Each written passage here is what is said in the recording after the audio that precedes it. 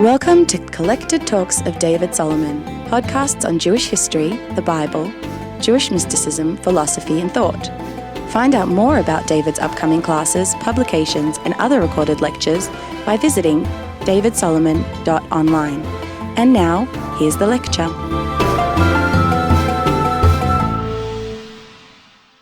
This is the second lecture in a three-part series dealing with Kabbalah emerging after the teachings of the Ari, Rabbi Isaac Luria. This series, recorded in 2009, deals with complex terms and ideas. To help with this, we have provided a list of definitions as well as relevant graphics on the episode page for this podcast. Listeners who find this material new or challenging may find it beneficial to refer to these resources as they listen to the lecture. To find them, visit davidsolomon.online/podcasts and click on the link for episode 60. All right, good evening. My prediction was, after last week's talk, that about half of the audience would be completely fried and that we would get about half back. So it's basically a little more positive than that. So I'm very pleased to people who were here last week and nevertheless braved coming back to what is very difficult material. If you left last week's talk not really understanding what I'm talking about, that's okay. This material has never been regarded as easy, and it really, really is at the high end. I'm giving you sort of the low end of the high end of the Jewish thought spectrum. These ideas have come into the world in the last Lurianic ideas have come into the world in the last 400 years. They have, in some ways, changed the world in which we live. And for the Jewish people who are the conveyors of Torah throughout history in order to change the consciousness of humankind, obviously it's our job to decipher and negotiate these ideas, but it's not easy.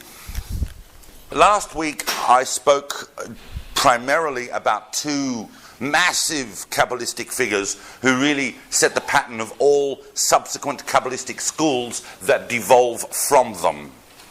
That is, once again, I was shown this week.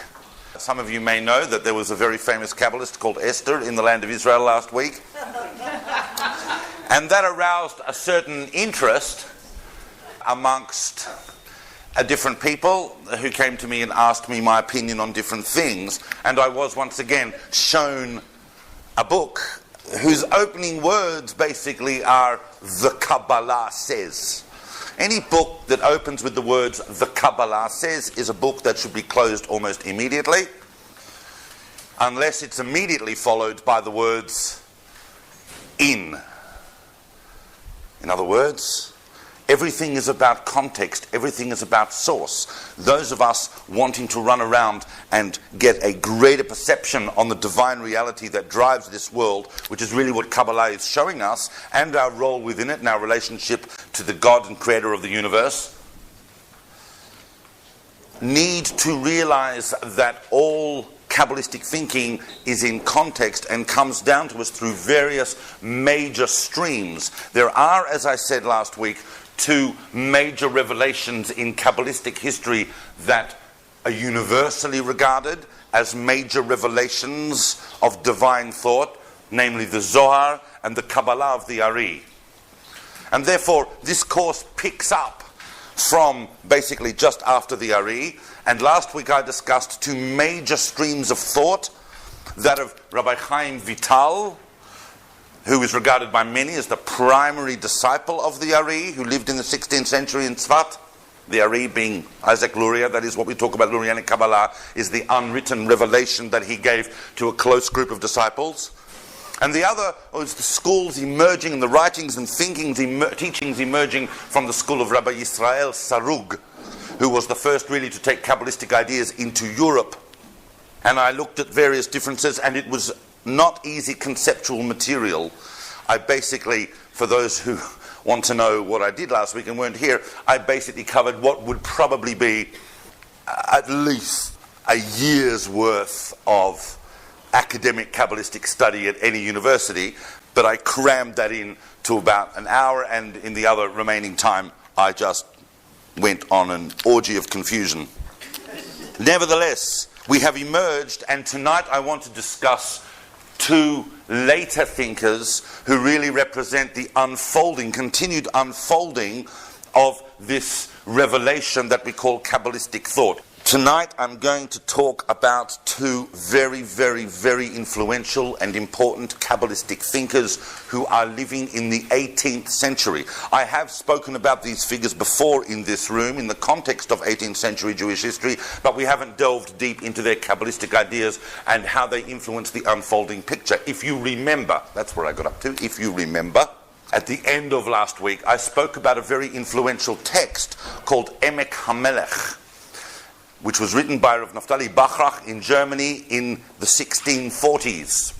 So already Lurianic Kabbalah has been wandering around Europe a little bit, gaining in influence for the first few decades of the 17th century, of the 1600s. And I mentioned that one of the amazing facets of this Emek HaMelech, it has many amazing facets, but one of its amazing facets is the fact that it is Kabbalistic knowledge and Kabbalistic awareness itself, which is going to bring about the final redemption as we draw down into this world the Torah Hasod, the deeper mystical meaning of Torah, what Torah is really telling us. Now, I want to tell you who those two people I'm going to talk about are tonight. I'm going to talk about the Ramchal, and I'm going to talk about the Gra. If you don't know who the Ramchal is and you don't know who the Gra is, hold on, I will explain that as soon as I get to those people. But in fact, I have got to those people, so I'll explain it now. We have a tradition. We have a tradition, it's a very strong tradition as traditions go, that the Gra, that is Eliyahu the Gaon of Vilna. Does everybody know who Eliyahu the Gaon of Vilna was? Does anybody not know who Eliyahu the Gaon of Vilna? Well, you're not going to admit it now. Eliyahu the Gaon of Vilna, everybody's familiar, the towering spiritual mountain of the 18th century, living in, of course, Vilna. And he is living when? 17 something is good, basically 1720 to around 1797, so his life spans most of the 18th century. We have a tradition that the Gra said to Chaim of Volozhin, because it's Chaim of Volozhin who records this in the introduction to his introduction to the Gra's commentary on Sifrei Tzniuta, and Chaim of Volozhin, if he records something, you can pretty much take it as authentic, that the Gaon of Vilna said that Lurianic Kabbalah, I'm going to do something extraordinary right now in order to elucidate this point. Those of you who are afraid, look away. I'm going to show you something that very few people would be foolhardy enough to show you. I'm going to show you basically the whole of Etz Chayim, the whole of Lurianic Kabbalah in about 1 minute.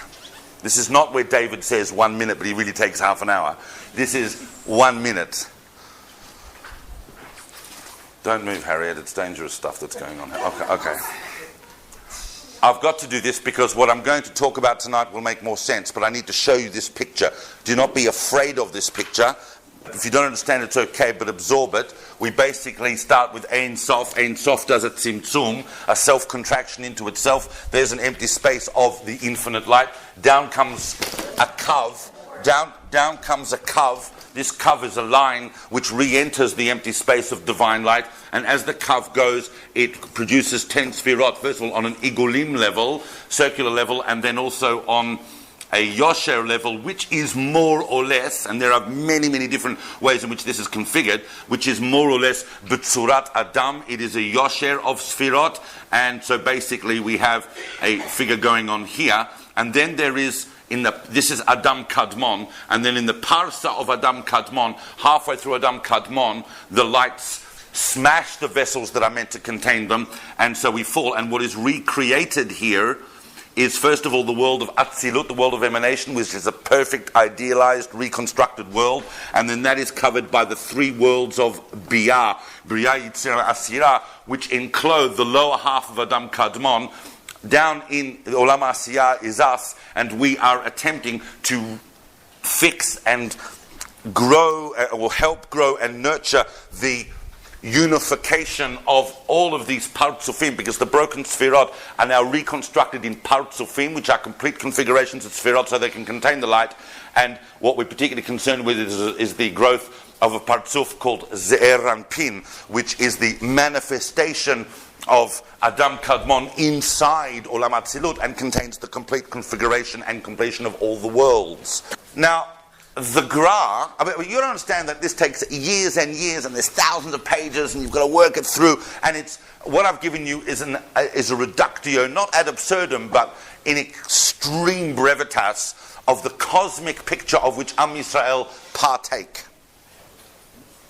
The Gra, the Gaon of Vilna.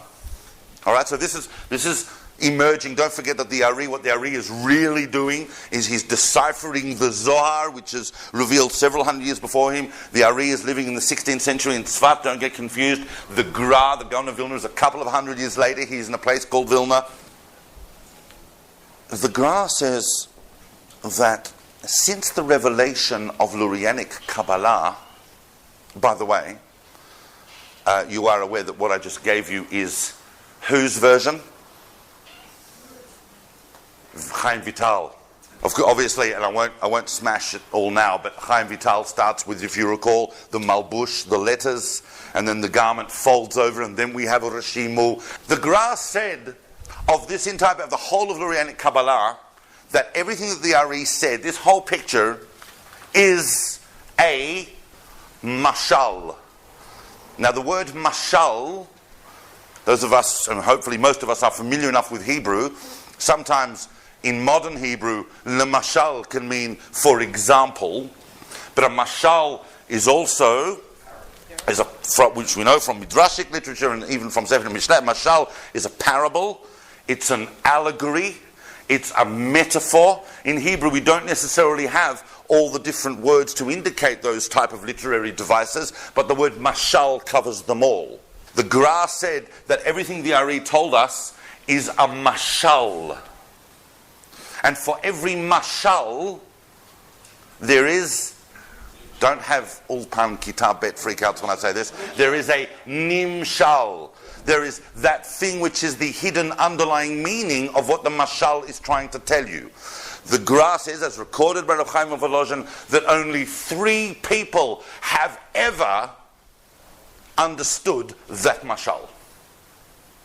They've understood the mashal, they've understood the mashal, they've understood, plenty of people have understood the mechanics, as complex as it is, because very, very few systems in human thought are as complex as Lurianic Kabbalah, I can tell you. Theoretical physicists have looked at Lurianic Kabbalah and gone bananas. So plenty of people have mastered the mashal, only 3 people have ever really known what the nimshal actually is. And for the Gra to make that statement, he obviously counts himself as one of them. Otherwise, how would he be able to make this statement? When asked, he says, well, obviously, the other person who must have understood the Nimshal was Chaim Vital, since it's Chaim Vital that recorded. I mean, this is outside the Ari, of course. The Ari gave it over. He would have some idea of what he was talking about. But Chaim Vital must have understood it. The Gra understands it, because otherwise he couldn't make that statement. And the one person in between those 2 figures who understood the nimshal of what was going on here was the Ramchal. It was Rav Moshe Chaim Luzzatto. And I'm going to be spending a little while talking about the kabbalistic revolution affected by the Ramchal. Remember what I said. Now what I'm doing in this course is I want to look at some of the major ways in which Kabbalistic literature forms a derech, some of the majorly influential schools of thought. There are entire post-Lurianic schools of Kabbalistic thought that sit outside the Ramchal, but the Ramchal has affected everyone in some way. and he is a revolution in thought. And the Ramchal is sitting, well, he's born 1707, and he dies in 1747. I have, on another occasion in this room, spoken at length about the biography of the Ramchal. He is, without question, one of the most fascinating figures of the 18th century. In fact, it's one of the most fascinating figures of Jewish history. What's sitting between the Vital Sarug project that I spoke about last week, which extends basically, the Ari passes away in 1572. Chaim Vital spends the next few decades trying to sort out what's going on with his thousands of pages of notes. Meanwhile, Sarug is running around Europe telling everyone who'll listen what Lurianic Kabbalah is saying, while Vital is holding the manuscripts like this and is even buried with them. And that whole story we looked at last week, that's a story that really goes up to round about 1640. What's happened between 1640 and by the time of the Ramchal is flourishing, say in the 1720s and 30s. What's happened? Correct. The Enlightenment. Now, if you recall last week, I happened to say that when I spoke about Chaim Vital having also spent some time dabbling in alchemy, and that who else dabbled in alchemy? Probably the most famous figure of the Enlightenment, so that I said that so that people wouldn't think that dabbling in alchemy was a strange thing to do prior to modern chemistry. It was in fact the roots of modern chemistry, it's the same word. Who else was dabbling in chemistry? Newton. But who's the other big figure of the Enlightenment? Sorry? I'm going to come back to it, alright? I'm going to come back to it. You're listening to Collected Talks of David Solomon. If you enjoy these lectures, you can help us cover the cost of hosting, editing, and producing these podcasts for as little as $3 a month. Visit davidsolomon.online to learn more. Emek HaMelech, written by Naftali Bachrach, is a very, very influential book. Comes out in 1647, 1648. It's ecstatic, because it believes that the redemption is around the corner. The kabbalistic secrets that are now being revealed in the world, the way in which God interacts with the world, the whole pattern behind divine reality. Plus, let's look at the world. The whole world is changing in consciousness. This is the first half of the 17th century. So, GEULA must be very, very, very, very close. In fact, the Emek HaMelech basically predicts GEULA to happen round about 1648, 1649. Unfortunately, as so often happens when people predict the GEULA does not happen.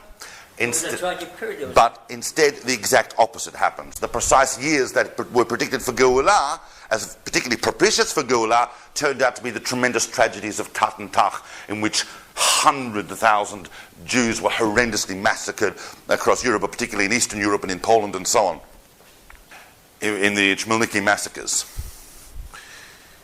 Something else then happens.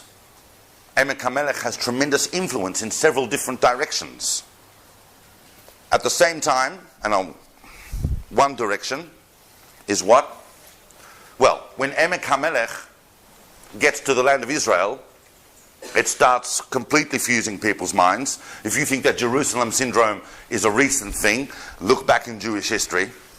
Emek HaMelech gets to Jerusalem, where in Jerusalem there is a kabbalistic revival in the 1660s. We've got some of the major Kabbalists of that period living here in Yerushalayim, working on editing all of the different fragments and texts and versions that they have of Chaim Vital. Rav Yaakov Tzemach and Rav Meir Poppers in the Jerusalem school of the 1660s create our definitive editions and understandings of those texts and ideas. But they weren't reading Emek HaMelech. Emek HaMelech got to Israel and was read by other people, including Nathan of Gaza. Nathan of Gaza reads Emek HaMelech, has a total shvirat kelim mentally, and as soon as he gets to meet another chap wandering around Yerushalayim in the 1660s, a guy called Shabtai Tzvi, convinces him that Dait Meshicha, and the two go off and Mashahaya. So we have the Sabbatean events which come out of the whole explosive popularization of Kabbalah and tremendous messianic tension, following also Tat and Tach, following also the historical division and polarities that were happening between a rabbinic elite and a disenfranchised masses within the Jewish people. But but Emek HaMelech was also read by other people. And a very interesting book appears towards the end of the 17th century called the Kabbalah Denudata, or Denudata, brilliant title. Who wrote the Kabbalah Denudata, which sounds like it's an Aramaic word, but is in fact a Latin Aramaic word. It means the denuded Kabbalah, or the Kabbalah revealed, written by Christian Noah von Rosenroth, who brings kabbalistic ideas based on Zoharic sources and Emek HaMelech's version of Lurianic Kabbalah, brings that into Western culture for Christian Kabbalists, and who ends up reading that, according today to a number of interesting scholars who have realized now the connection, and you're about to answer, it was? Isaac Newton. No. Very good. But Isaac Newton, as I said, was dealing in alchemy. Isaac Newton didn't really know from Kabbalah, but which other massive figure of the Enlightenment, who developed calculus in parallel with Newton, and then went on to develop everything? Leibniz. Leibniz is not a biscuit, although there's biscuits named after him. Gottfried Leibniz was the big figure of the Enlightenment. And who's reading Leibniz? Let's look at the Ramchal. The Ramchal is sitting in Italy, and Italy got its Enlightenment somewhat late. So that the Ramchal finds himself in Padua, which is, as you know, about 50 miles from Venice, and it's got a massive university there. As I've spoken about the Ramchal on other occasions, we don't have time to go into his full historical biography. But the Ramchal by the time the Ramchal is about 20, he's basically read everything. Everything. And the Ramchal was living at a time when Italy was intellectually, if not spiritually, pretty much the center of the Jewish world and the most exciting place to be. Everybody was converging on Italy. Philosophers, artists. I mean, I know the Renaissance is over, but now there's like a little mini Enlightenment, and especially within the Jewish world. And many great Kabbalists are trying to deal with where are we up to in this great unfolding. The GEULA did not happen. The GEULA did not happen in the 1660s. Where are we up to, and how have these events affected us? Remember that for the 50 or 60 years after Shabtai Tzvi, every rabbi and rabbinic authority in Europe and elsewhere in the world were on super Shabtai watch. Any trace, any leaning of Sabbatean ideas or pretentious messianism was quashed. And there were some very, very fierce figures doing that. Therefore, the Ramchal, at the age of 20, by the time the Ramchal was 18, I'll just remind you, he was not an average 18-year-old. He obviously already knew Tanakh completely by heart. He knew all of Midrash. He knew the whole Talmud. He had made himself completely baki in Zohar and in Kitvei Ari. But as well as that, he'd read all philosophy, and especially all Italian literature, everything from Dante to his own day, and he was able to write and has written, and we have his Italian pastoral poems, as well as his entire reconstruction of a Zohar, a second Zohar for our age. There are many, many facets to the Ramchal, not least of which is the fact that he was really the first to write in what we could recognize as potentially a modern Hebrew. Everybody, by the time of the 19th century, was excited about the Ramchal. The Haskalah were absolutely ecstatic over the Ramchal, but so was everybody else. But that wasn't the case for much of the 18th century, because by the time the Ramchal was 20, he's relating things that he has heard from a divine Magid. Now, what is a Magid? Very, very, very unique people. We're not talking about hearing voices from the microwave here. Very, very unique, no we're not, very unique people in Jewish history, through years of concentration and meditation, are capable of accessing, as we understand it, I mean, Lurianic Kabbalah is a consciousness transforming paradigm, but certain individuals are capable of accessing levels of Torah which come directly from a divine source via a Maggid. There are famous figures in Jewish history who've claimed to have a Maggid, but the Ramchal's 20, he's not married, he's hanging out with a bunch of university students that he has organized into a special circle in order to bring Mashiach. He's living in an environment where some of the most profound anti-Sabbatean works have been written. Yosef Ergas writes an amazing book fighting the Sabbatean cause, but also showing that Lurianic Kabbalah is not this literal thing. Shabtai Tzvi had said of this picture, the Ari painted a really nice chariot, but he didn't say who was riding on it. And Ergas is trying to show you that there is much more in common between the ideas coming through Kabbalistic thought and philosophy. And another major figure in Italy at the time was Emmanuel Chayriki, who's basically trying to summarize for everybody what Lurianic Kabbalah is talking about. And he ends up summarizing it in a book called Mishnat Hasidim, which has nothing to do with the Hasidic movement per se, but became the central Kabbalistic text of the 18th century. If you want to see a text that really influenced people, it's Mishnat Hasidim. Every serious Kabbalist, and I know that means everybody in this room, every serious Kabbalist should at least own, if not study, a copy of Emek HaMelech and Mishnat Hasidim, because those are the two books from which basically all Kabbalistic schools, even Esther's, are based. So the Ramchal, on the one hand, is already, because he's brilliant at imitating people, and because he's not just imitating them, but doing it better than they do, he writes a philosophical text about Kabbalah that matches Ergas's, and he writes a summary of Lurianic Kabbalah that matches Riki's work and so on. But the Ramchal really, really sits down once he settles down after his Italian phase. The Ramchal was, as you know, basically kicked out of Italy. Thousands and thousands of his pages were confiscated by the rabbis of Venice and other rabbis in Germany who sided with the rabbis of Venice. He was seen as a dangerous figure, and the Ramchal ends up in Amsterdam, grinding lenses, by the way, of course, just like Spinoza before him. He ends up in Amsterdam, and he is told that he's not allowed to teach Kabbalah till he's 40, and when he's 40, he goes to the land of Israel with his family, and just right after they arrive, they die in a plague. And he's buried in Tveria next to Rabbi Akiva. The Ramchal represents an astonishing shift that we would call, I mean, he's not the only person doing this, but he's really highlighting an intellectual movement within Kabbalistic thought, which I call, but anyone would understand this, the mashalik shift.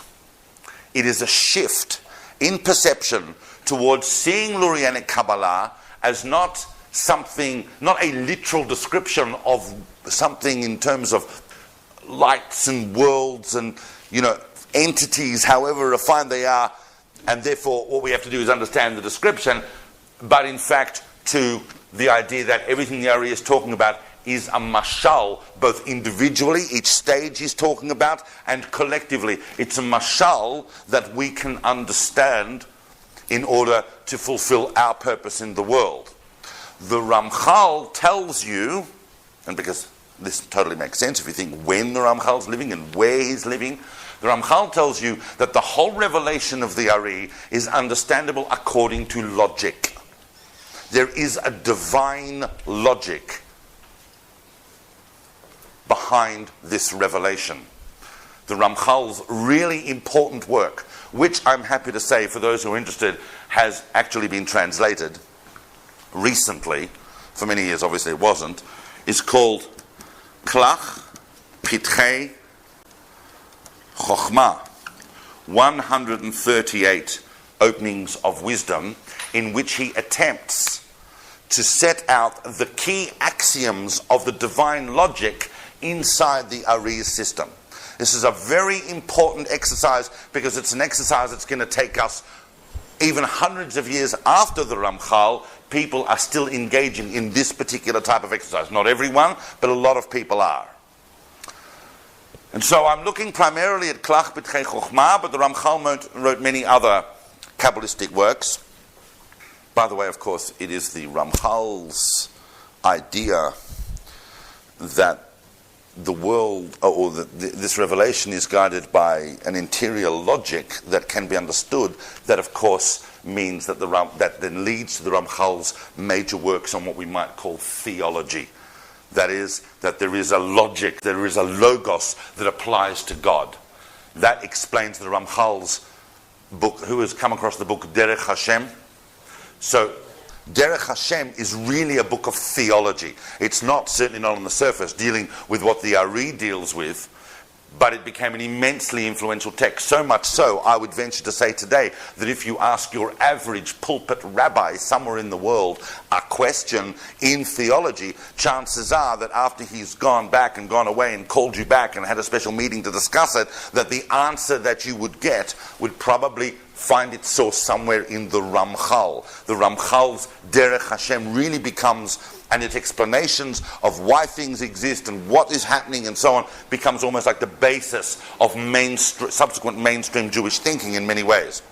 That, of course, leads the Ramchal onto the Ramchal's other famous work on ethics, which is Mesilat Yesharim, which became a major primary work on ethics. Once again, if you pick that up, you will not see Kabbalistic thought on the surface, although the Gra, of course, was one of those who held that Mesilat Yesharim was a major Kabbalistic text, and he even went as far as to say, and remember it's the Gra saying this, that in the first 8 chapters of Mesilat Yesharim there is not one superfluous word. I don't know what words the Gra had a problem with in the subsequent 2 chapters. I haven't been privy to that. Where does this logical system start for the Ramchal? Where does it start? I'm giving you the Ramchal. I'm giving you the Ramchal in essence. There are obviously many, many details of the Lurianic revelation that the Ramchal deals with, but I want to give it to you in essence on a point we've already discussed last week. Where does the logic, the divine logic, begin? Says the Ramchal, and the Ramchal takes one of the few surviving propositions from the Middle Ages that hadn't been smashed to pieces, and that was this idea, that God is the ultimate good. And the ultimate good, and he uses the terms teva hatov lehitiv, that it is in the nature of the good to bestow goodness. So everything that happens in the subsequent creation is a manifestation of the desire of God to bestow goodness. Now, says the Ramchal, we can begin to understand, let's try and understand what it is that the Ari is talking about. As you know, and we discussed it last week, the opening of Lurianic Kabbalah deals with the concept of tzimtzum, deals with the idea that God is, well, there's 2 movements here. There's 2 movements.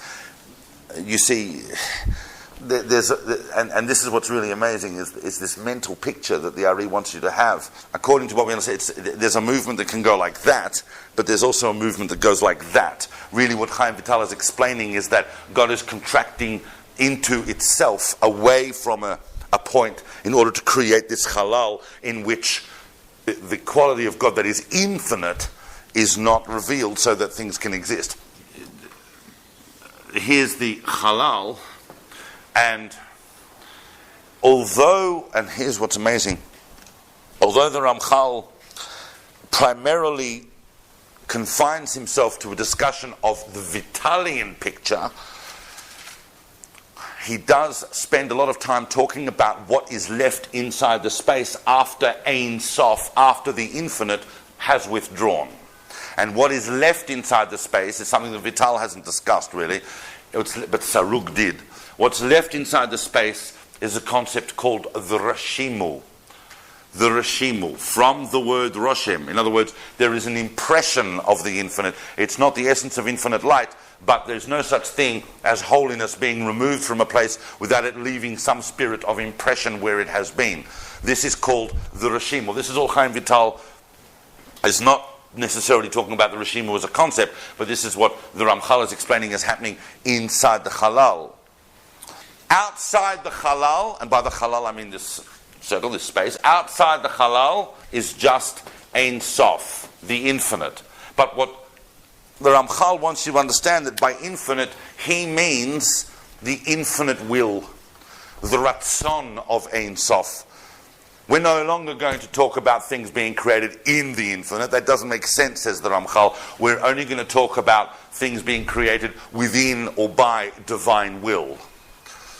How does an infinite will relate to a finite space or a finite entity? And the Ramchal tells you that it's only by relating to a finite entity that the infinite in some form or infinite will can be revealed. Therefore, what is coming into the halal, the kav, the line of Ein Sof that comes into the halal, is the line of divine will coming into this space to interact with the Reshimu. And the Reshimu is effectively the collection of everything that can possibly exist. Anything that can exist, that can, not even everything that does exist, everything that can exist as a finite entity exists inside the Reshimu. The Reshimu is the roots of everything that can possibly is going to exist. Meaning that everything that can exist is ultimately rooted in Ein Sof, but it's pooled in the Reshimu. The will of Ein Sof, the will of the divine comes in, and you'll understand why I'm going into this in a minute. The will of the divine comes into the Reshimu and begins to organize everything that could exist in such a way that the divine will can ultimately be revealed. We know from Chaim Vital that as the kav comes into the halal, it emanates, as I said, igulim. I'm really sorry, guys. It's very difficult to give a talk on kabbalistic ideas without actually discussing kabbalistic ideas. It's igulim, which are circles, and, as I said, yosher, which is in the form of the sephirotic pattern of right, left, and central, as I discussed both last week and the week before. Igulim, the circular emanations within the halal, are representative of the idea of hanhaga klalit. Now I need to spend a second on this word hanhaga. Hanhaga means, what if I say the word hanhaga, what do you think? Like a government, like management. We also might get implications of hashgacha, which is a concept we are familiar with from Jewish theology, the idea of providence, divine providence. But this hanhaga coming from the Igulim is hanhaga klalit. It is general providence. This is going to go on to become basically the laws of nature. And what emerges into the kav and through the kav and creates the yosher, which is the tzura of Adam through sfirot and has right, middle, and right, left, and middle, is hanhaga pratit, is particular providence, particular guidance. The Ratzon of God organizes everything that's going to exist in the Reshimu according to the principle of Chadar. Chadar simply stands for Chesed, which represents the right column, Din, which represents the left-hand column. Remember I discussed the concept last week between difference between Chesed and Din, and of course Rachamim, which is the mediation between benevolence and limitation, and therefore represents the harmony of what is trying to be achieved. As you can see, and the reason this is only one detail of the Lurianic system that I'm going into according to the Ramchal's method, but you can see that what the Ramchal is doing, that is a shift from what Vital and Sarug were doing. Vital and Sarug were concerned with the picture, and certainly in Sarug's case, it was extremely mythological. What the Ramchal is doing is not just philosophizing it, he's turning it, making sure that everything that you see here is understanding that it's a mashal and it's bringing you to a certain point of consciousness to understand certain things, because the Ramchal tells you that the whole purpose of being a person here, well, he quotes the Zohar, the tzarich barnash leminda, that a person, that a human being's job is to know, is to gain da'at. And so it's to know the whole system, but to know what each part of the whole system is representing in your life as a way in which God interacts with the universe and why this exists. But it's to bring you really to the right concept of God. This process, this government, this management along this, what I call trialectical system. I mean, some people think that Ramchal is the precursor of Kant, other thinks of Hegel. He is a massive thinker. But this management on this tripartite system is not just in terms of some cosmic arrangement of what God's doing generally in the world, but it also, of course, applies to cosmic history. So that the unfolding of the Jewish people and the unfolding of humanity generally forms according to this system. And the way in which the divine is revealed throughout history is, of course, according to Shem Havaya, which is Yud Hey Vav Hey, and that the Hey Vav Hey are representative of this system, with the Yud being the divine, but that is what is gradually being revealed. Okay, let me bring it down a little bit. For example, what is the big proto-map of the way in which the world is managed? We're inside the Ramchal now. We're deep inside books like Adir Bamarom. What is the way in which, what's the big map? What's the pattern? You don't know what I'm asking. As soon as I say the answer, you go, oh, is that what he means? The big pattern is Sefer Bereshit.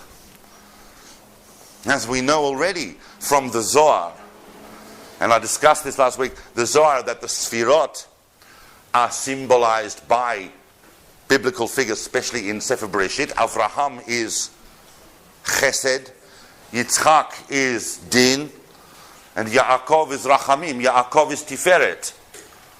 What that means? Emet and Tiferet. It's a number of things. And then, who is Yesod? Yosef. And what happens to Yosef by the end of Sefer Bereshit? Yosef goes down into Egypt, bringing everybody else with him. That's the descent into the Klippa. That represents the Shvirat HaKelim, the smashing of the vessels, and the divine light goes down into the Klippa. That's the big map. Everything in the Torah after Sefer Bereshit is the Tikkun. Everything is coming out of the Klippa towards illumination and enlightenment. That's the big pattern for the Ramchal. In other words, he shows you how historically, all I want to do is discuss the Ramchal in a way you can understand really the shift he's making. If you want the full details of his system, which are phenomenal, then go into his texts. The Ramchal is deeply concerned at this end of the spectrum with fixing the Shekhinah. And the Shekhinah, as you know, is the divine presence in the world. Now, here's the thing. For the divine presence in the world for the Ramchal is not that, we all, that you and I would get up now and go to the Iratika and, stand a respectful distance from Har HaBayit and there would be this, big square thing glowing. Some people have a very corporeal understanding of what the Shekhinah actually is. But the Ramchal is there to help fix our corporeal understanding, and once again, to understand that everything Ari is speaking about is a mashal. But the Shekhinah is a global, first of all within Am Yisrael, Beprat, and then Ba'adam Bichlal, realization of the unity of God, and that everything that exists and everything that has existed, according to this system of management, existed for a tachlit, for a purpose that was to bring about the greatest good possible. And that our understanding, our realization of that, of the Yachdut of Hashem, depends upon our understanding this form of management. It is a very, very important thing for a person to understand Kabbalistic ideas for the Ramchal, because only through Kabbalistic ideas as revealed by the Zohar and by the Ari will a person come to realize just how everything in the world is unified by divine will. But what's really, really, really needing to be fixed in the world for the Ramchal, therefore, is what? The concept of God. The whole journey of the humanity and the whole journey of the Jewish people within humanity and the whole journey of the revelation of Kabbalah is the concept of God in the world. And the concept of God in the world can go down into the Klippa. And then it must emerge from the Klippa to its rightful place. The concept of God in the world is the realization that everything that exists exists because it has a purpose. She'en davar she'en lo makom. There is nothing that doesn't have a place. In fact, Ramhal defines the Rishimu as everything just having a place in there, which means that at the level of Rishimu, there are no differentiated grades or hierarchies. Everything's just one basic thing that has the concept of makom. The node of management manages everything in the world to a final end, which is the revelation of Shekhinah and our understanding that there is a God in the world and our behavior accordingly. You know, I wouldn't be the first person to point out that the Ramchal does seem to have a fairly strong emphasis on intellectual apprehension. And that, my friends, is not a coincidence. Because the Ramchal is very much focused on this concept of da'at. Da'at for the Ramchal is consciousness of the divine, the awareness, the correct concept of God in the world, because the world will, in the Messianic age, will be filled with da'at. Who else do we know from Jewish history also had a major focus on the concept of da'at? Sorry? Exigentes namientes. The Rambam. The Rambam criticized in his day and beyond for over-intellectualizing Judaism, also having this focus on da'at as being the final product. That's not necessarily a coincidence. When we say, Mi Moshe va'ad Moshe lo kam ke Moshe, from Moses to Moses and unlike Moses, most people think, well, it's generally understood and correctly that refers to, say, Moshe Rabbeinu to the Rambam, but there were some very other famous Moshes in Jewish history about whom that could possibly also be said, and they all seem to have a preoccupation with the concept of da'at. What is Moshe in the Lurianic system? Moshe is da'at, and therefore his corresponding number in the Klippa is Bil'am, because Yodea da'at Elyon. Moshe represents the concept of da'at. Now, this idea, of course, was not lost on the Ramchal himself. Part of what the Ramchal got in trouble for was the fact that he set up a chabura, a group of students in Padua, who were leaning towards saying that there might be some very special people in their generation, and those very special people may not be that far away from where they're sitting. In fact, they might even be in that room. Moshe Chaim Luzzatto married a woman called Tzipora. He wrote a phenomenal mystical commentary on his own ketubah, where he outlined some of these ideas, but the full-blown picture is really in his Zohar Tinyana, which is his amazing rewriting, in a sense, of the Zohar, in which he describes that whereas we have till now been aware that there is a Mashiach ben Yosef and a Mashiach ben David, there's a third element of Mashiach, and that is the concept of Moshe. And therefore Moshe is the one that brings us together and reveals the new da'at to the world. So the Ramchal placed a fair amount of importance on his own revelations, make no mistake, but we don't remember him for having been a naughty boy.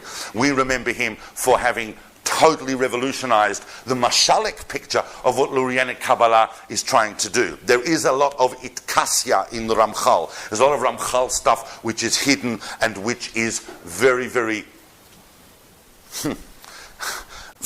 it's not necessarily nominal. But the Ramchal suffered in his lifetime, obviously, because of those revelations that were seen as not appropriate to his time. The Ramchal's reputation therefore suffered and was not revived till later in that century by the Gaon of Vilna himself, Eliyahu the Gaon of Vilna. And remember who's saying this, that Eliyahu the Gaon of Vilna said that he would have walked to wherever the Ramchal was in the world to sit at his feet and learn. So the Ramchal, to have the Gra reinstitute his reputation, gives us some glimpse about who the Ramchal is. There is not a topic in Jewish thought on which the Ramchal did not write, and each of his books is a complete revolution of method. But his influence on Kabbalah is very, very big. Sorry? He was exiled first. It's very interesting. The writings of the Ramchal were put in Chayim, but not the Ramchal himself. So he could get an aliyah and surely just couldn't bring his siddur with him. He went first to Germany, and then the rabbis in Germany also gave him a hard time, so he ended up in Amsterdam and then subsequently in Eretz Israel. It's very difficult in Ramchal studies to know exactly which books were written where and when for a lot of the texts. And like I say, anyone who can find that box, which was last seen in Frankfurt in about the year 1740, anyone who can see that box containing about 1,000 pages of the Ramchal's own handwriting that was secreted for posterity is going to make their career in Jewish studies without any problems.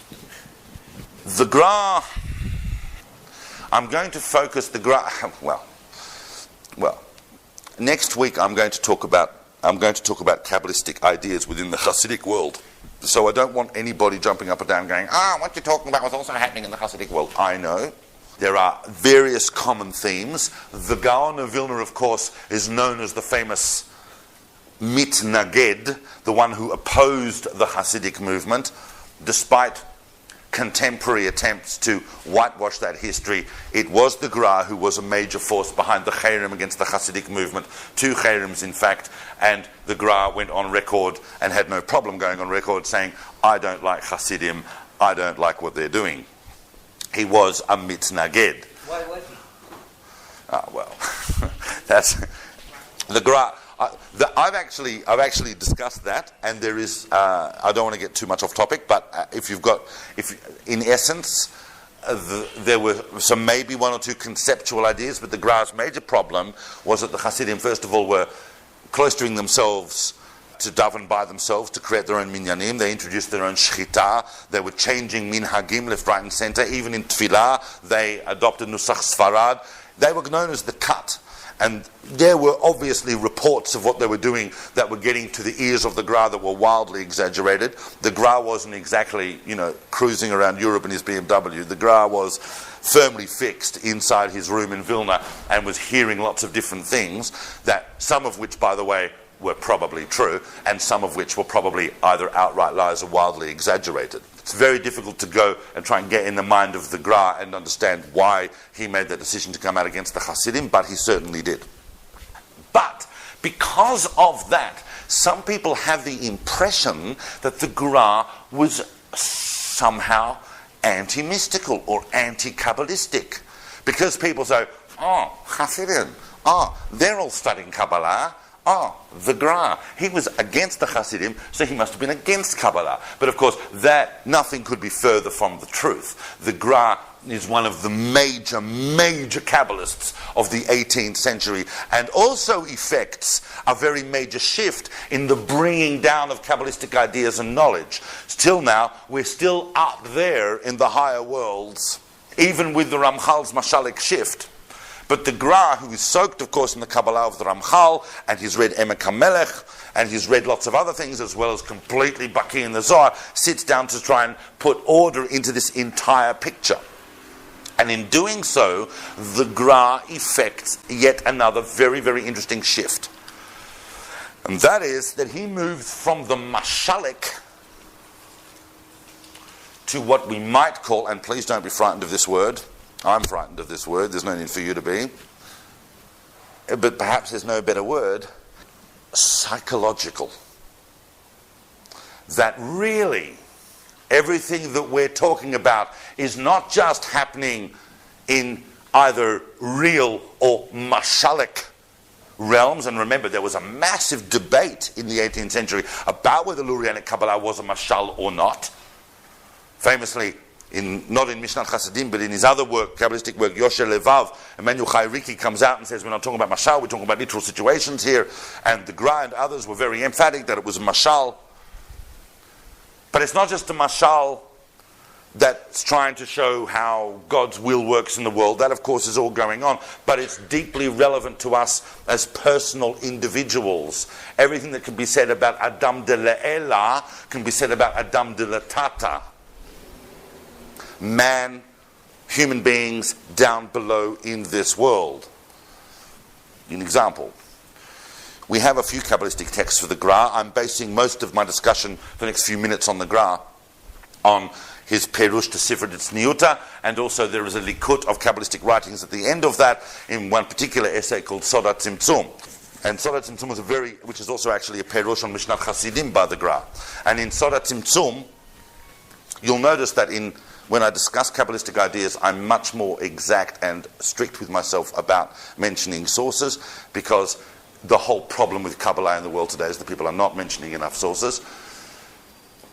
At the beginning of Sodat Tzimtzum, the Gra tells you in this discussion of Reshimu and Kav and Ein Sof that Ratzon, which is the will, the infinite will of Ein Sof and everything out here,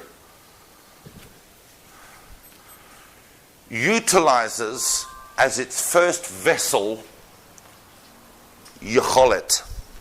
How would we translate Yecholet? Potency or ability. Whether we're talking about omnipotence or omni-ability, or whether we're talking about specific abilities, ability is the vessel utilized by will.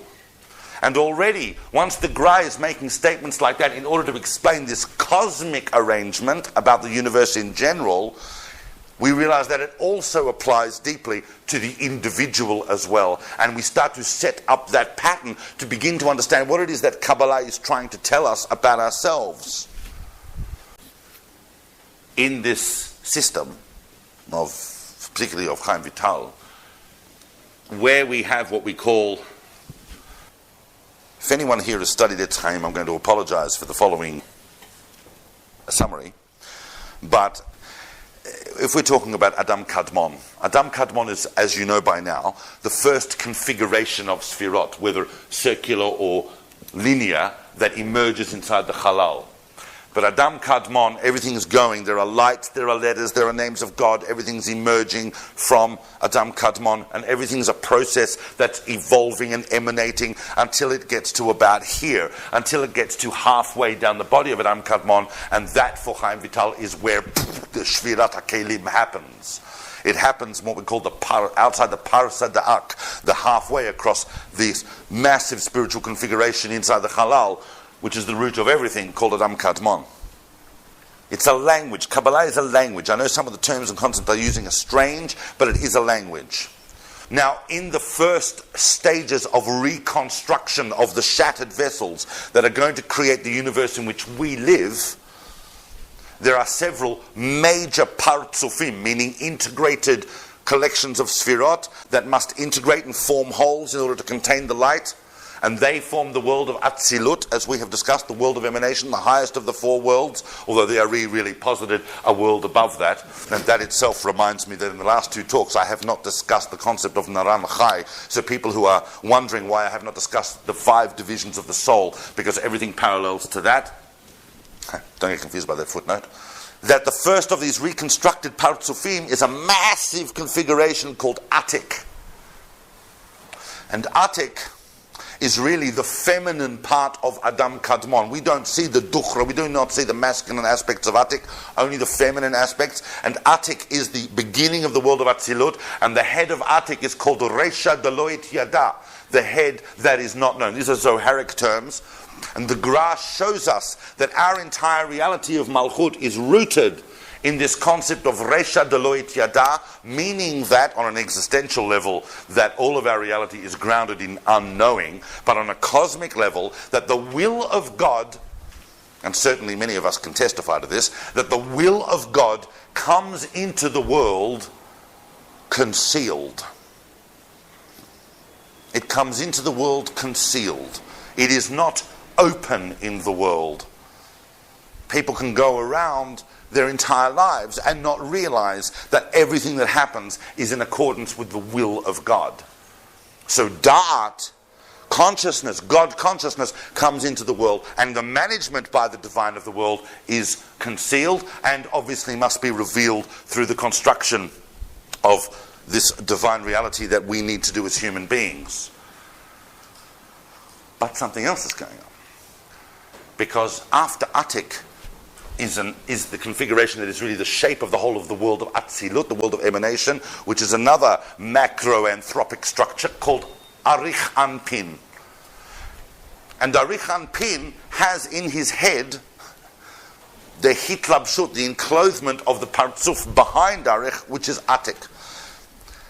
And inside Arich's head are the 7 lower sfirot of Arich. The 3 ones always remain above. Remember, there's this basic division between the upper 3 sfirot and the lower 7 sfirot. You'll see where I'm going with this in a second. The 7 lower sfirot of Arich, of Atik, are mitlabesh. They're enclosed in the head of Arich. And says the Gra, and this is very, very big for the Gra because of the whole thesis that emerges from the Gra, that Atik is time. That the first partzuf that is created in this universe in an attempt to reconstruct the universe as a vessel to contain the light of God is the concept of time. And the 7 lower sfirot of Atik enclose themselves in the world of Atzilut to create the 7 days of creation, meaning, for those of us, of course, who've read the Ramban, meaning the 7,000 years of historical time in this particular cycle. Now we're getting somewhere.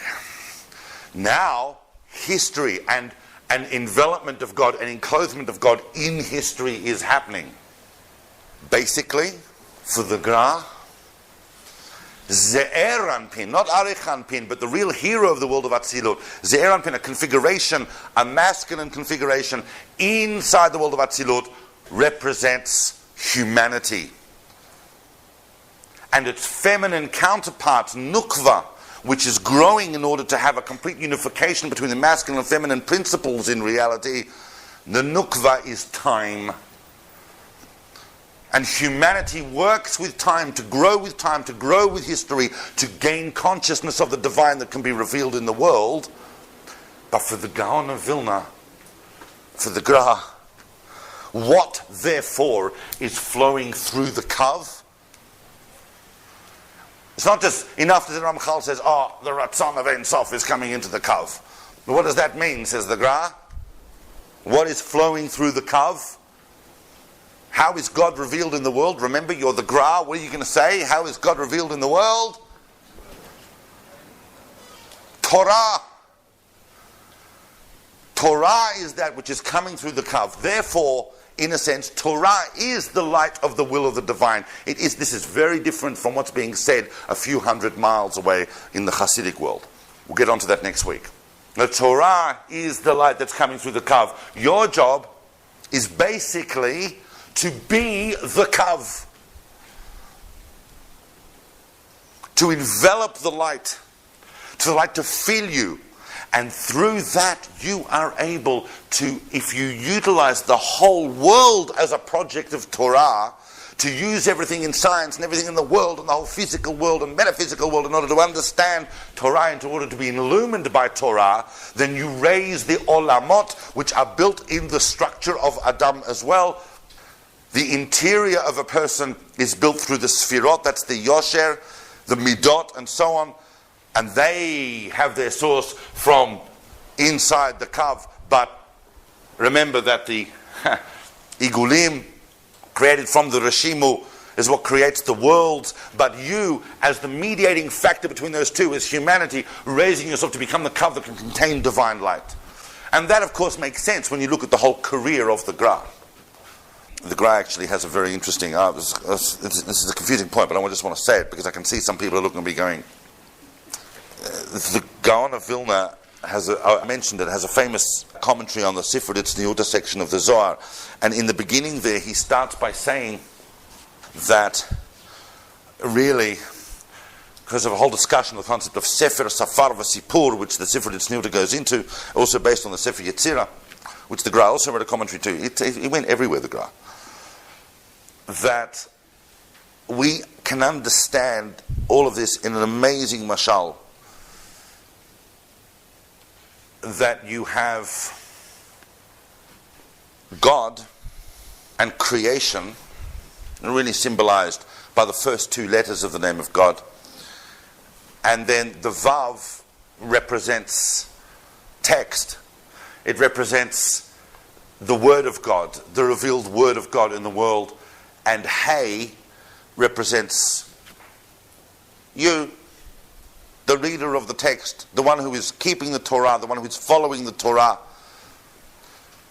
That means that the central Vav and Hey really are both two sides of the same coin, which is the interface, one being creation and then reading the creation as Torah.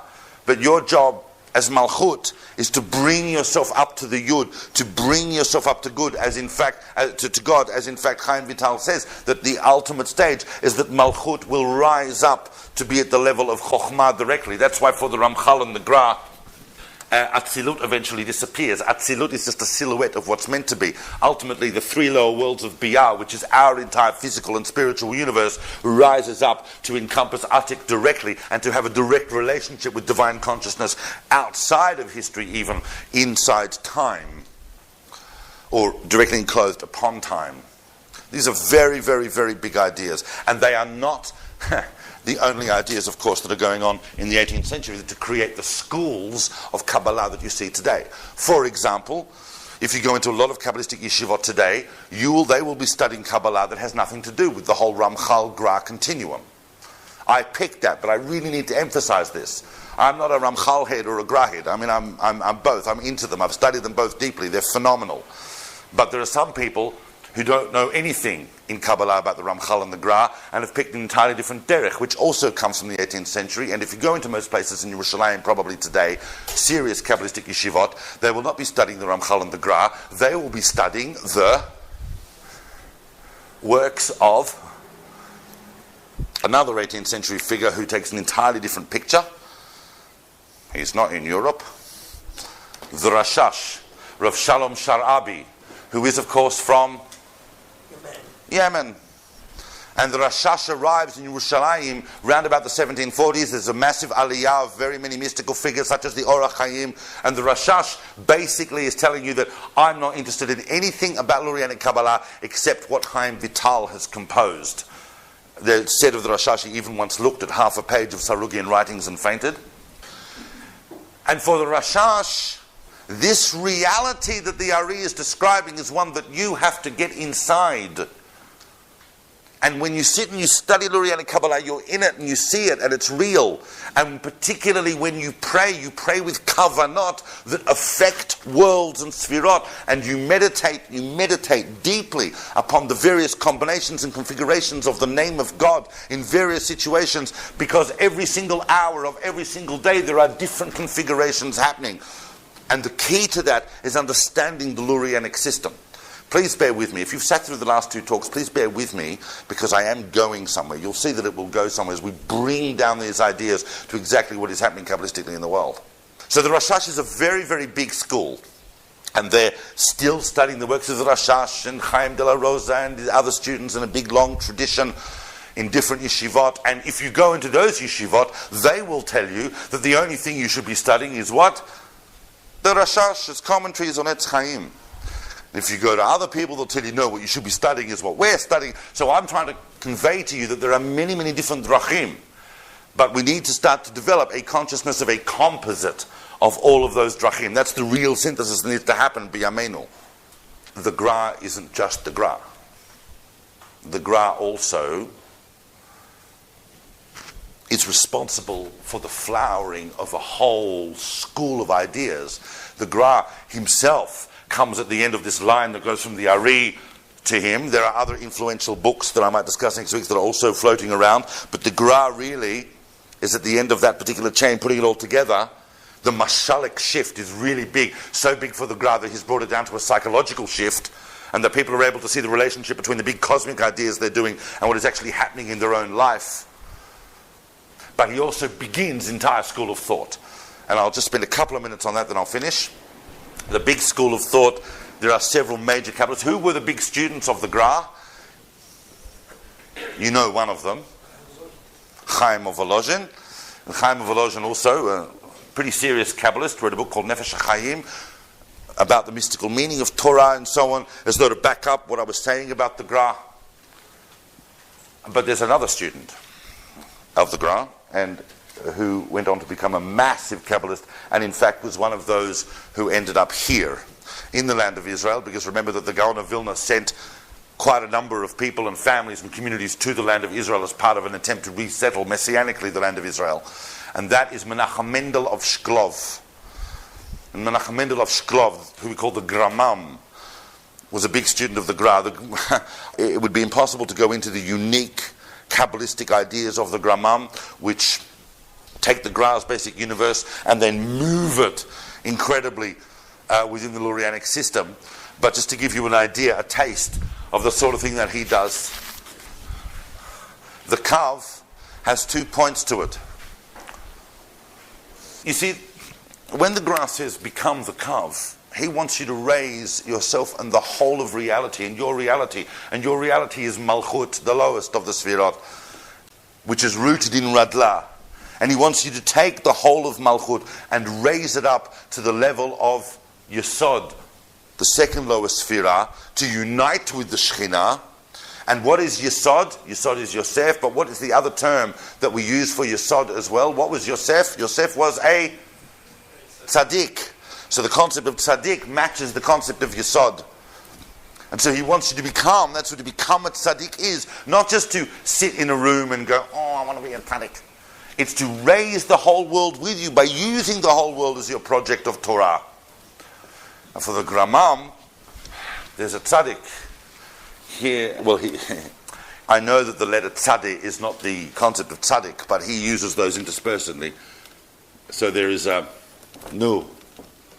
There's a tzaddik here, and there's a tzaddik here, meaning symbolizing a tzaddik above, at the beginning of the kav, and a tzaddik below. Each of those starts with a mem. Here is Moshe, because everything that comes through the Torah through the concept of Moshe. And here is Mashiach. And the Gramam wraps this whole idea up in the concept of Tzimtzum. That Tzimtzum is in fact a way in which the Torah enables us to have a direct line going through history and time with our divine creator, and that is the whole purpose of the Jewish people, is to be that kav, leading from the concept of Moshe to the concept of Mashiach, from the revelation of divine consciousness in the world to the full redemption of the world itself. The Gramam has a big student, and I'll end on this guy because otherwise we'll just get totally, it's so many schools and so interconnected, the unfolding of Kabbalistic ideas in the world. The Gramam has a big student called Yitzhak Isaac Chaver. Yitzhak Isaac Chaver wrote a book called Pitchei Sha'arim, which is the full, real flowering of the whole concept of the Gra. What is coming through the Kav? For Chaver, what's coming through the Kav? The Torah. But what does that really mean? What does the Torah give us? What does the Torah represent for us as human beings in the world? Imagine you are not who you are. Imagine you just woke up yesterday, or even this morning, or in my case this afternoon.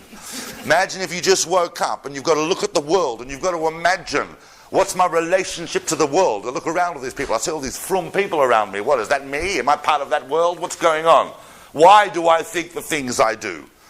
Why do I live the way I live? When's the last time I actually sat down and thought about it? What's coming through the Kav? What is Torah? What is it?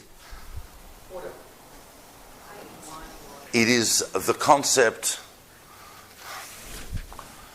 of mitzvot that bring to the universe the opportunity for individuals to ascend spiritually based on the idea of choice. Based on the idea, on the one hand, reward and punishment, and din v'chesed, but ultimately the Torah is there for us to choose to live that way or not. Based on the idea of reward and punishment. I'm not even talking about now the minutiae of halacha, I'm talking about in general. Because don't forget that until Har Sinai, we still had a Torah, it just only contained 7 mitzvot. The Torah coming into the world is the idea of order, as you said, but also the idea of allowing human beings to gain spiritual ascent through choosing to do good. And therefore, for the Gramam, without the Torah in the world, there is no free choice in the world. We choose to perform the Torah because we choose to join with God in this project of creation, and we choose also to do the good. Therefore, the Torah represents Bechira Chofshit. Bechira Chofshit is the ultimate existential point for every human being. And Bechira Chofshit is not some 19th century Musa concept. It's an absolute reality. All of us need to renew our relationship with the Creator every single day based on Bechira Chofshit. Don't take this advice I'm about to say, but really, all of us should wake up every day and ask ourselves why we are leading the life we're living. Do I want to be a religious Jew today? Do I want to be whatever it is I am? And if the answer is, I don't know, or the answer is no, then don't do it until you're ready to do it. I said, don't take that advice. But Bechira Chofshit is an uncompromisable foundation of human existence. And it is, says Harvard, the only thing that you ultimately have in common with the Creator. The Creator of the universe, through infinite divine will, in connecting with a finite universe in order to be revealed inside that finite universe, creates the world out of free will. The forces involved in Tzimtzum of an infinite are way beyond our comprehension, but they result in the creation of a universe. And the only thing you have in common with an infinite God that creates a universe is that you too are free. And you are free to keep Torah, and you are free to, and that is what is coming through the Kav. Freedom. Because in freedom is God. So you can see that just in one particular direction, one student of the Gra are taking the massive directions. What I've done tonight is I've looked at the Ramchal and the Gra and some of the offshoots, focusing primarily on the very, very, very beginning of Lurianic Kabbalah, which is the concept of Tzimtzum and the concept of Kav. You can see now, and I'm going to spend 30 seconds on this and I'm going to wrap it, but I want everybody to follow. You can see now how... Does everybody know the kabbalistic context of what Esther is studying, for example? So she is studying with who? Correct, with Philip Berg. So Philip Berg started the Kabbalah Center. Yeah, I'm going to discuss this. Esther is studying with Philip Berg. Now, Philip Berg, if you go with the history that's provided by the Berg family, is a student of Rav Brandwein, who was a son-in-law of one of the major Kabbalists of the 20th century, called Rav Yehuda Ashlag. Now, Rav Yehuda Ashlag was a very holy Kabbalist, and Rav Yehuda Ashlag, once again, working in the context of trying to develop a logic, a system by which Lurianic Kabbalah can be understood. The exact conceptual antecedents of Rav Ashlag can be mapped, and they go basically back, to an extent sort of sidestepping the Gra school, and basically back to the Ramchal. If you look at the concept of the Ramchal, the idea of Teva HaTov Lehetiv, that it is the nature of the good to bestow good, and that is the fundamental basis of the Kabbalistic logic built up by the Ramhal, you will see that precisely in Ashlag's concept of Ratzon Lahashpia. Basically, Rav Ashlag is telling you this, but basically the Ratzon Lahashpia of Ashlag and this binary between the Ratzon Lahashpia and the Ratzon Lakabel, and therefore they create a vessel, and the vessel is that which can really contain the light and then grows up and so on, which means that that leads on to an entire way of looking at the world. But all of these ideas, in whichever way they're worked on, I just made the mental decision not to go into Ashlagian Kabbalah at the moment, because it really, I've spoken about enough tonight, and I might do that on another occasion. But to realize that that is one school of one school of one school of one thought, and it just so happens that a few people have got up and said, oh no, this is Kabbalah. But in fact they are missing the entire dimension of the unfolding of the Torah Sod in the world, and the concept of God. I mean, really, where Esther is interesting is because at the end of the Vitalian picture, what's happening is we see the rise of the feminine, the rise of the consciousness of the feminine in the world. That's why movements such as feminism, that's why people like Madonna and so on, in a sense, are very, very much on an exterior level, may represent some of that phenomenon. We are, at the end of the day, trying to reach unification in the world. Kabbalistic thinking does not have a problem with the rise of feminine consciousness in the world. How did I discover this? Because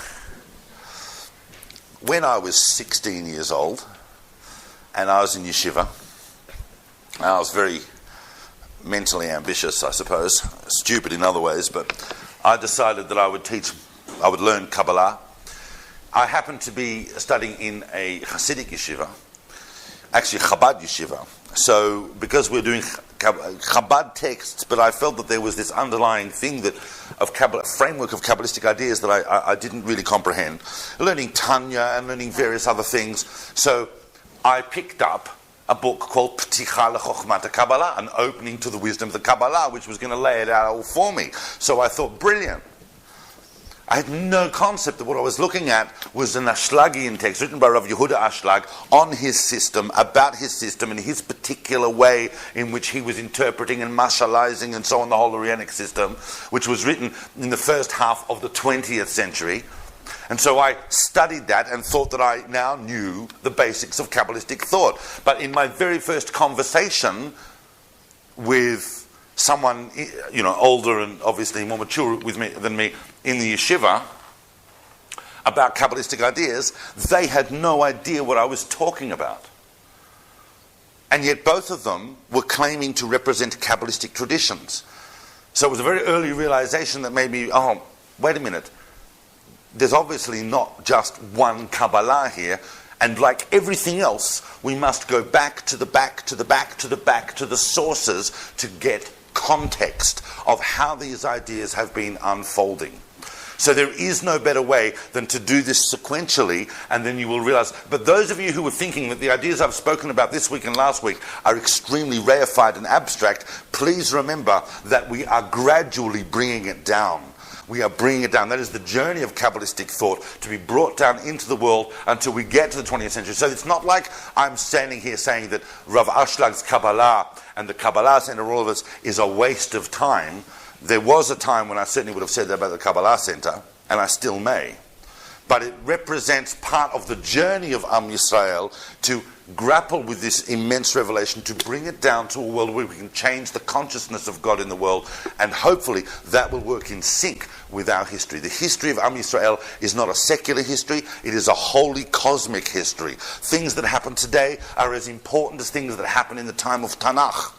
And part of what Kabbalistic teaching is trying to get you to understand is that your actions and words and projects today have a deep impact upon the spiritual structure of all worlds, and that everything comes into alignment so that this world can in fact contain the divine revelation. So thanks for listening.